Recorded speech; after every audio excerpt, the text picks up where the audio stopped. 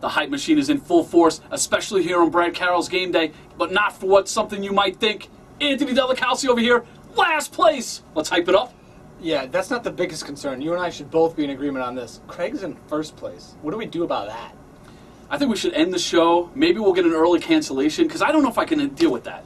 Yeah, the good news is that Craig's only a game ahead of Brad, and I'm only 2 games behind Craig, so we're pretty tightly packed. So hopefully the standings will shake themselves out pretty quickly, and the evil one will go back to being last place. We got to hope for that. And you know what? I'll be happy if you're in last place. As long as I'm in first place, that's all I care about. Big surprise there. And this is Brad Carroll's Game Day.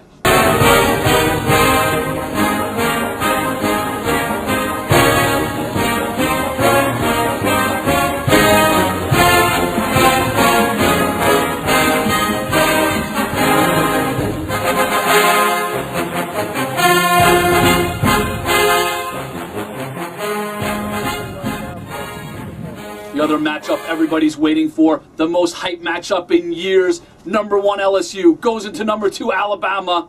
Wow.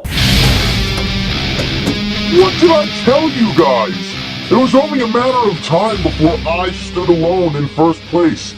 Anthony, who knew that once you stopped using HGH on your mullet, you would go on to post back-to-back losing weeks? Oh wait, I did! And Brad, I said you would choke away the lead. Now you're only steps away from the basement to join your co-host in last place. Now, on to my picks. Michigan, -4. Stanford, -21. Oklahoma, -14. Arkansas, -5. Oklahoma State, -21. Army, +15. And my game of the year, number 1 LSU battles number 2 Alabama in Tuscaloosa. This game will in all likelihood determine who will play for the national championship. Both teams have outstanding defenses, and both offenses average over 39 points per game. Night game in Tuscaloosa means Alabama gets the win in a game that doesn't disappoint, 28-23. It's his game of the year. Thank you for informing us how important this is, Evil One, because without you, we wouldn't have known. He does stand alone in first place. We talked about it at the top of the show. That's not good news for us. No, it's not good news, but things change. I enjoy people who talk smack before the season's over. We'll see how it shakes out. If he's at top at the end, then I'll let him say whatever he wants. He does have a good point. Since the testing for HGH was introduced, you have gone on to have 2 losing weeks in a row. I don't know what to do. You know, sometimes you get caught and you got to apologize, and maybe somebody misremembered the facts. Maybe. Nobody's going to misremember this game. No, this is going to be a game for the ages. Craig kind of hit on all the points. Great defenses, 2 offenses that can really score. They're really 2 evenly matched teams, and I don't say that as a cliche. It's really the case here. They've had 2 weeks to prepare for any kind of wrinkle either one can throw at each other. This is a game where the winner has gone on 4 of the last 6 times to play in the SEC championship game. That could be the national championship game this year if you look at how things shake out. But it's going to be a great game to watch, and it's going to be about who makes that key stop, who makes that key play. Can Trenton Richardson have a breakout game for the Heisman race? I don't really know what's going to happen in this one. It's a tough game to read. The teams are also embracing this one as well. Les Miles, we all know he likes to pump his team up, say this is a big matchup, embrace it. Not the same case with Nick Saban, except in this matchup. He's telling his team, embrace the moment. 1 versus 2 doesn't happen every year. No, it doesn't, and it hasn't happened in November ever in SEC play. Saban, you know, Mr. No emotion, everything's the same, he doesn't laugh at anything. But yeah, you're right, he's kind of saying, yeah, we should get into this game. Considering that someone was trying to sell single game tickets for this game for $10 grand a piece, that tells you how much people are into this game. I think that's a little crazy. I'm not paying $10 grand for this game. I will be sitting on my couch watching this game, ready to see what happens. And you know what's going to happen? Alabama's going to win a thriller, 24-23. Yeah, Alabama's -4.5 in this game. They're going to win it, 28-24. Staying in the SEC, we got a matchup featuring 2 top 10 teams in the nation. And guess what, Anthony? Nobody's going to be watching the game. Number 9, South Carolina, goes into number 7, Arkansas. This one's huge.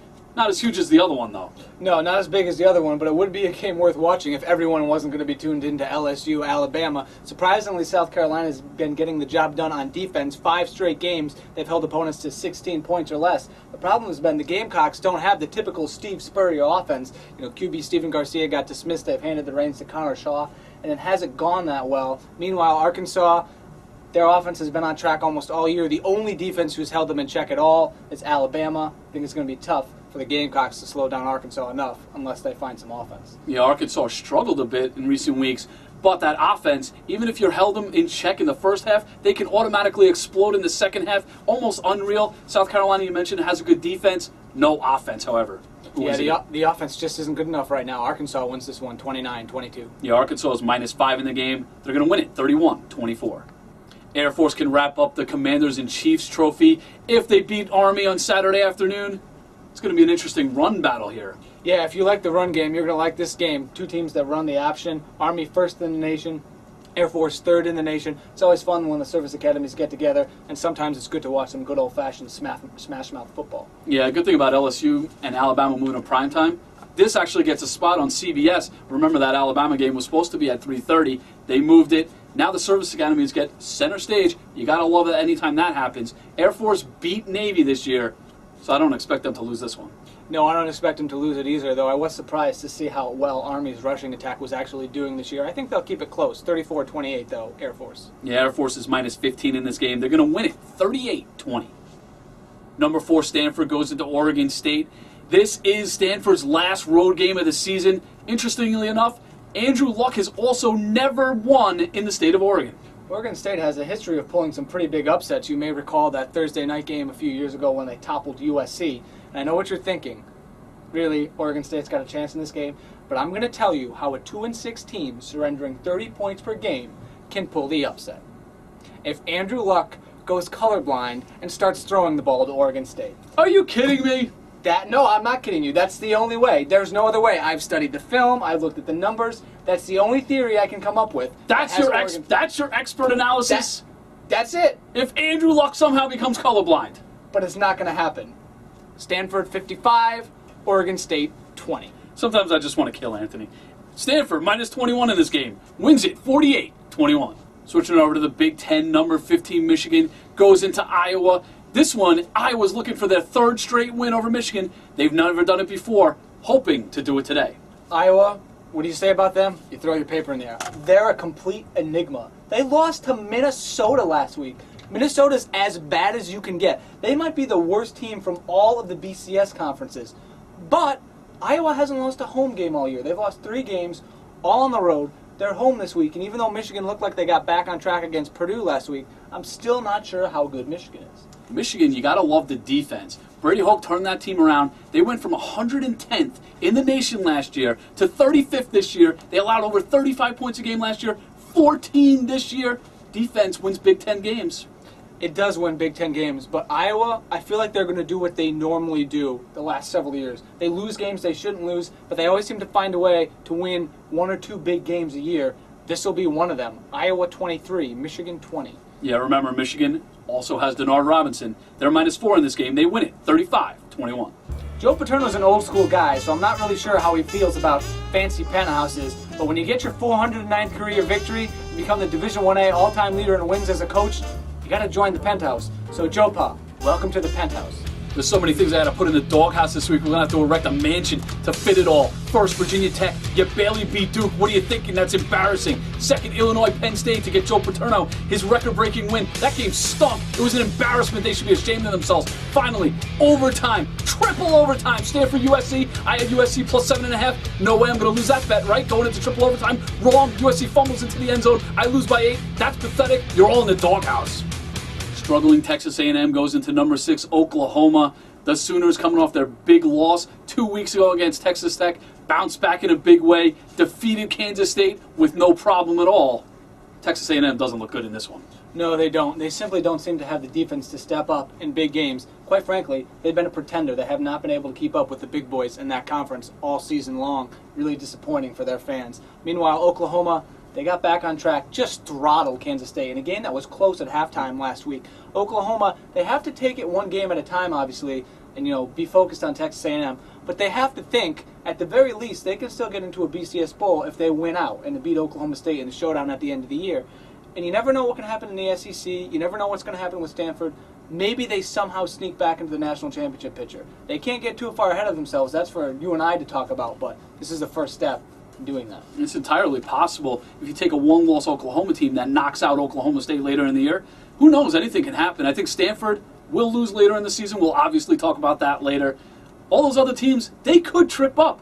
Oklahoma still has a shot. And absolutely, they don't have to play a championship game this year. All they're going to do is take care of business the rest of the regular season. They will do that following up their big win last week, 42-24 Sooners. Yeah, Oklahoma, they're minus 14 in this game. They're going to win it, 45-28. Finally here, number 14, Kansas State goes into number 3, Oklahoma State. The Cowboys can ride the momentum all the way to a BCS National Championship game if they win tonight and run the table. Kansas State, we saw them. They're big-time pretenders. They got crushed by Oklahoma. This one's going to be a huge one. Yeah, this is really big for Oklahoma State, and I talked about it a little bit before. It's can they handle the hype? They know that whatever happens in LSU, Alabama, they're probably going to be number 2 in the BCS rankings. That means they're in control of their own destiny. Oklahoma State's never been in that position.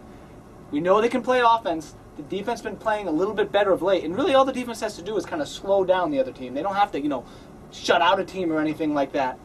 I'm wondering if they're going to be able to handle the hype. I'm wondering if they're going to have a slow start, fall through a little bit, and we're going to find out if Kansas State is still a pretty good team or if they're just going to, fall apart the rest of the season. I think the latter on that one. Brandon Weeden, Justin Blackman, 2 of the best players in college football. They're on Oklahoma State's side. That offense is going to score points after points after points. The defense, they're much maligned, but they're not bad. They are not a bad defense. They could slow teams down. They could definitely slow Kansas State, which is a ball control offense. They could slow them down. They could even shut them down.